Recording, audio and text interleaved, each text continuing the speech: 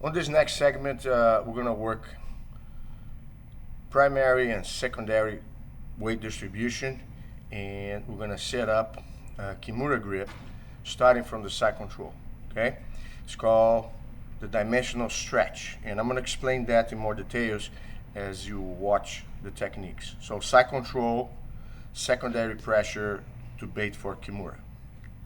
So chest pressure is secondary because that's not the strongest. A lot of times when people clear the legs and they pass, they're here with the chest. And although it's an okay position, if you rotate your hip and try to fish for the arms, it's not strong enough to stop the frame from separation of your body and also his shoulders from elevating, okay?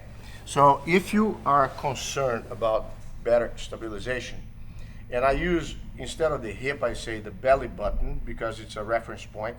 You put the belly button pressure. So whenever you have the chest, that's secondary, push a little bit. Whenever I have the belly button, it's primary. Okay, so this, try to push again.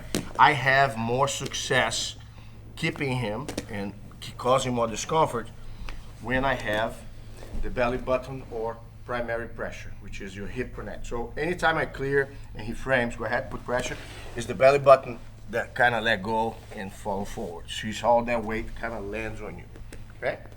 Now, why would I keep the secondary or weaker pressure with the chest? Because actually in this case, even if you stabilize, let's say, with the belly button, let's say I'm here, I clear the position, I have a cross face. If I want to set up a Kimura against this arm, I will actually go with the chest and tie up my knee a little bit so I don't give too easy the guard, and I will allow him to turn and start framing. So I can hide. My arm goes from being on the outside to the inside, and here if he tries to put me in the guard, I lower my shoulder and push my head against his arm. So here it's within reach for me to control the wrist, okay? And there's a little rule here. If there's separation between your body and his wrist, the arm is his. So he can retract the arm, pull, he has a lot more power. But if I connect the chest, pull the arm again, it's a lot harder. So if you connect your body to the person's limb, that arm belongs to you. It's almost like an extension of your body instead. And here if Greg tries to recover or flat his shoulder again, so the arm still stays there, okay? Your goal now is to try to use your elbow tip with the other arm to dig for the shoulder, right here under the armpit. So if he tries to go either direction, you're kind of stuck there.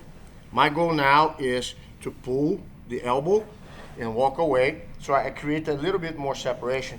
And here I will fit my arm, and if you want to see from this angle here, just go around, turn 360. See my position there? My hip is on here, move a little bit, tie it up. Look, I have the arm there. Instead of trying to reach for the wrist, I lower my head and I lift my hips. So you see how easy I can connect there? So here, look, right here. And here when I want to finish, move a little bit, I use my belly button now. I walk belly button on my partner. And here, from the belly button, I can drive through the arm. Sorry for the pressure. Okay. And once he's here, if you want to see the position, most of the time the guy's finished. But what I like to do is just protect your arm a little bit. I bounce and I move the arm more towards his body. Look how I hide his hand under. So he's like in a chicken wing. His arm is not extended. So the way you do that, go back one step. So when it's extended, although you can finish, I bounce and I keep pulling that hand. Every time I bounce, look, it hides right there. Now from here, belly button, rotation towards the head, and you're gonna drive all the way through, you know, your forearm or your wrist, and lift your elbow up to finish the pressure, okay? So let's see now the position with a little bit more space, so you can kind of see. He's already here, okay? I have the secondary pressure, which is the chest. So this arm kind of goes from there to here. If he tries to use his leg, see, I will push my head down against his arm and rotate a little bit so I can catch here. And at the same time, I'll keep my arm, his arm against my chest. So if he pulls back, it's a little harder, okay? Your goal is to use your elbow tip against the armpit here, okay? And here, what I'm gonna do, I'm gonna kind of dig the arm, put your arm tight for a second here, by kind of shaking. I shake, look, shake, create that separation there. You're watching from the back, but I wanna make sure you have the angle here, please, on this side. Can you kind of move around this way, camera? Okay, so once my forearm and elbow dig between his elbow, I have the position here, okay? I will lift my hip and crunch my head. See that? So now I have a lot of reach here, okay? And he can try to hold or whatever. I put my belly button forward, over here, look. And then I yank the arm, okay? I want the camera to go this way again. You can finish from here if you want. You can just kind of stretch, rotate and go. But some guys, they keep the arm really tight. So it's important here that you bounce and keep pulling as you bounce. Look, you break the leverage every time you bounce. When his hand is under his back, then you rotate and we'll kind of let go. And you kind of push it through all the way to finish the leverage.